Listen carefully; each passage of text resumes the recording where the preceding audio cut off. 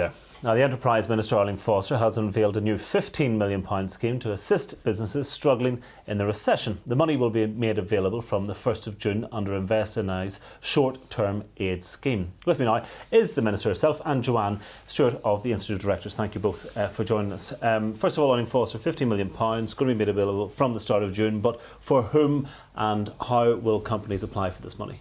Well, it's essentially to deal with those sort of companies that we've been hearing quite a lot about recently, who are fundamentally viable in the long term but are having short-term difficulties, and we've been hearing quite a lot about those companies. So we were determined to give them some way of sustaining those people in jobs, keeping the skills so that when the upturn comes they'll be able to avail of those skills. And is this money they have to repay, or is it simply, as you say, money to keep them going during the lean period? No, this is a grant, so they will not have to repay it back, and it's been able to come about because EU allowed us to have bigger amounts of money able to go out to companies so that we could help companies in the economic downturn. They realise that there is a need. It's a very short-term need. This is a time-limited scheme and will run out on the 31st of December in 2010. Joanne, you've had a chance perhaps to have a quick look through the proposals. Perhaps you were a consultant in advance too. What do you make of them so far? Well, we certainly welcome them. We've been talking to a lot of our members, and cash flow and short-term funding is certainly a big issue for businesses at the moment. And when you look at cash, the biggest drain on cash is your payroll costs, and the biggest thing that we're trying to do with businesses is ensure that they retain employment.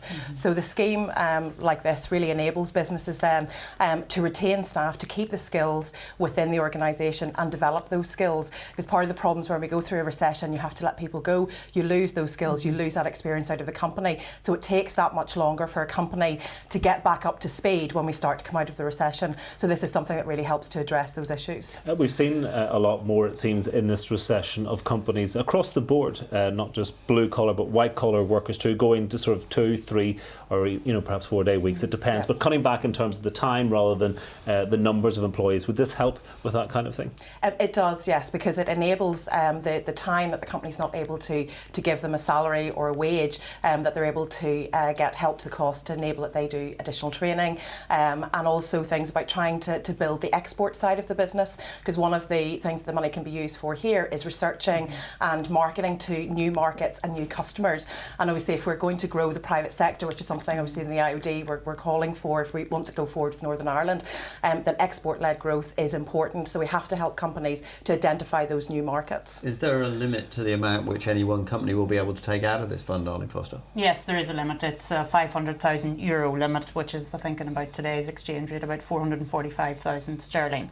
And that's a de minimis rule. So if they've had any other aid from DARD or whoever, it's the totality of that state aid that they've received. So it's a €500,000 limit, yes. And presumably you're going to have to carefully analyse applications. You say companies that would be viable, this is just a short-term thing, but I mean there's a history with grants. I mean, people thought DeLorean was going to be viable at one stage, but he took a lot of money and it wasn't viable. Well, we have very clearly said that the company must have experienced difficulty since the 1st of July next year. So in other words, the company was fine up until the economic downturn came along, and now because of that they're facing short-term difficulties, and they will certainly look at that. And the application form is geared to see what difference this short-term assistance will make to the company. So it's what the company will look like without the assistance and what it will look like with the assistance. What about bureaucracy? Is that anything that concerns you? It always concerns businesses. Yes. So what about this particular scheme? Well, it does, and I did go to download the application form, and it's not available till Friday of this week. So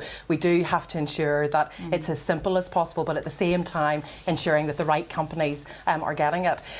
The other thing, I mean, I think this is a great step forward, but there are a number of companies that aren't going to be eligible for it, especially with the 25% of your business needs to be in exports, and we have a lot of companies. I mean, there's nearly 93% of companies, 10 people or less in Northern Ireland, and a lot of those companies will not be exporting to that degree, and they're suffering in the same way and facing the same issues with short-term funding. So I think this is step one that will help a number of companies, but we also do need to look at what we can do for the rest of the companies that are just as viable and are suffering the same issues at the moment. Does exporting mean that you have to sell outside the UK or just anywhere outside Northern Ireland? Outside of Northern Ireland we're looking at. Can I say it's 25% export or the potential to export by December 2010. So we're trying to be as flexible and as wide as we can be. In relation to bureaucracy, I have to say I very clearly said that the form had to be as simple as possible, but obviously to give us the information that we needed. And also we have given a commitment to turn this around within 20 working days. So the minute the application form comes in, the people will have an answer within 20 working days. You're not going to have the businessmen queuing overnight outside your offices. Hopefully not.